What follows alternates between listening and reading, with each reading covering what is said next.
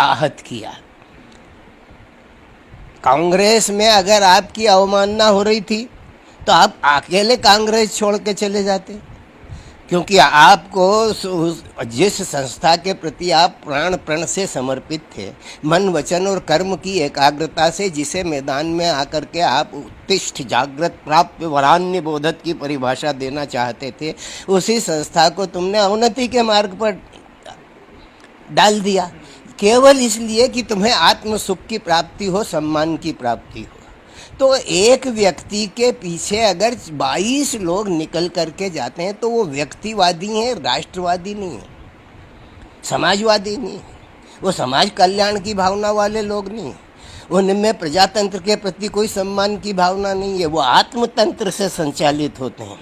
और आत्मतंत्र उनका जो है वो स्वार्थ की जमीन पर खड़ा हुआ है। सुर नर मुनि सबके यह रीति, स्वार्थ लाग करहीं सब प्रीति। ये जो भाजपा ने स्वीकारोक्ति दी, ये स्वार्थ की प्रीति है। भाजपा का स्वार्थ ये कि वो सत्ता में आ जाएगी और उनका स्वार्थ ये कि वो आ गए हैं तो मंत्री बन जाएंगे। अब यहाँ पर भाजपा के स्वार्थ को तो प्रश्रय मिल गया, उनके स्वार्थ को प्रश्रय मिलेगा, लेकिन भारतीय जनता पार्टी के झंडा उठाऊ कार्यकर्ताओं का क्या होगा, इस पर विचार नहीं किया। ये वही पार्टी है जहाँ पर एक वोट के पीछे माननीय श्रद्धेय अटल बिहारी वाजपेयी जी ने संसद को ठुकरा दिया था। एक वोट नहीं खरीदा, एक वोट को बनाने के लिए प्रयत्नशील नहीं हुए, संसद का परित्याग करने के लिए।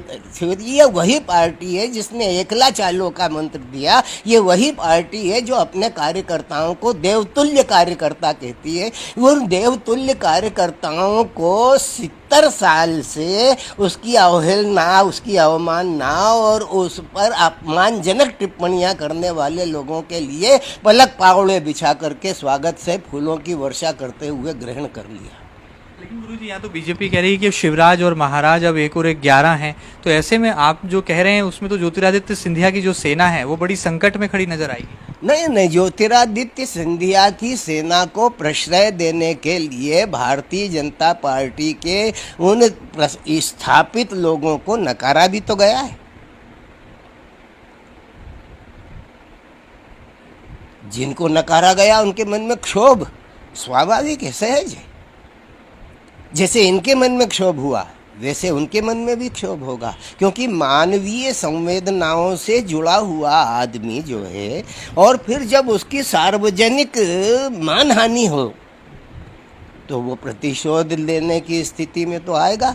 भारतीय जनता पार्टी के कार्यकर्ता की हानि है इसमें, क्योंकि ये तो आए हैं तो अनुबंध करके आए ना, कि जितने आए ये जो मंत्री थे वो मंत्री बनेंगे, जो बाकी जो हैं उनको कहीं ना कहीं स्थान पर रखा जाएगा। तो आज मध्य प्रदेश की 200 सीटों में से 230 सीटों में से 224 पर तो वो काबिज हो ही गए महाराज।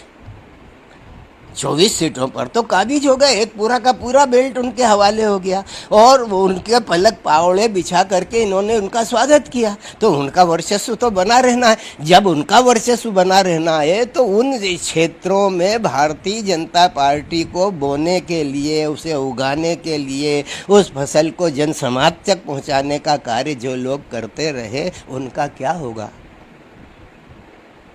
लेकिन पार्टी तो गुरुजी ऐसा लग रहा है कि अब कोई नई लाइन पर जा रही है। जिला अध्यक्ष हो, नगर अध्यक्ष हो, सब युवा बन रहे हैं। बार बार ऐसे फरमान आ रहे हैं कि नए युवाओं को, नई पौध को आगे लाया जाएगा। तो जब पूरी पार्टी ही का रंगरूप ही बदल जाएगा तो ऐसे में दल बदल की राजनीति तो पीछे छूट जाएगी। नहीं, ऐसा नहीं है। आपके पहले कुछ और संवाददाता हुआ करते थे, आपके पहले बहुत सारे लोग हुआ करते थे जो अपने तौर तरीके से काम करते थे। महेंद्र भैया, आपके काम करने का तरीका और उनके काम करने के तरीके में जो वैधानिक रूप से, जो पारंपरिक रूप से जो अंतराल आया है और जो नई चेतना, नवजीवन उदित होकर के सामने आया है, उस भाव को समझना चाहिए। नई पीढ़ी को प्रश्रय दिया जाना चाहिए। अगर हम अपने घरों में उजालदान नहीं बनाएंगे तो नई हवाएं हमारे घरों में प्रवेश नहीं करेंगी।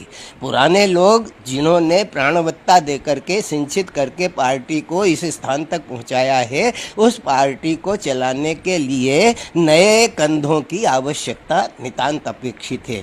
लेकिन नए कंधे अंधों के पास वो धर्म, वो तत्व, वो विचार होना जरूरी चाहिए, वो निष्ठाएं होना जरूरी चाहिए, जो निष्ठाएं भारतीय जनता पार्टी ने अपने कार्यकर्ताओं को दी हैं।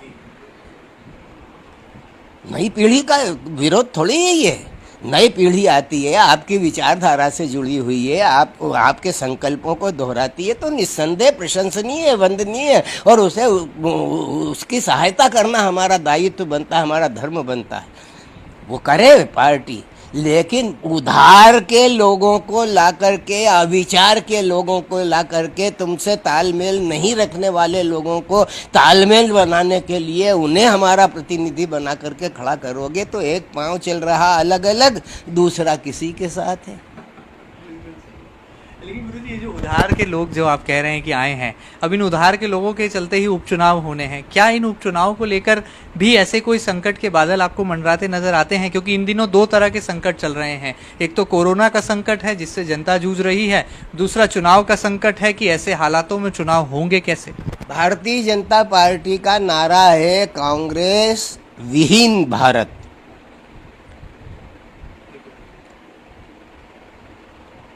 भारतीय जनता पार्टी का नारा है कांग्रेस विहीन भारत, और भारतीय जनता पार्टी का नारा ये तब बना जब शाह साहब और मोदी साहब ने इसकी घोषणा की। अब ये नारा बन करके आ गया है।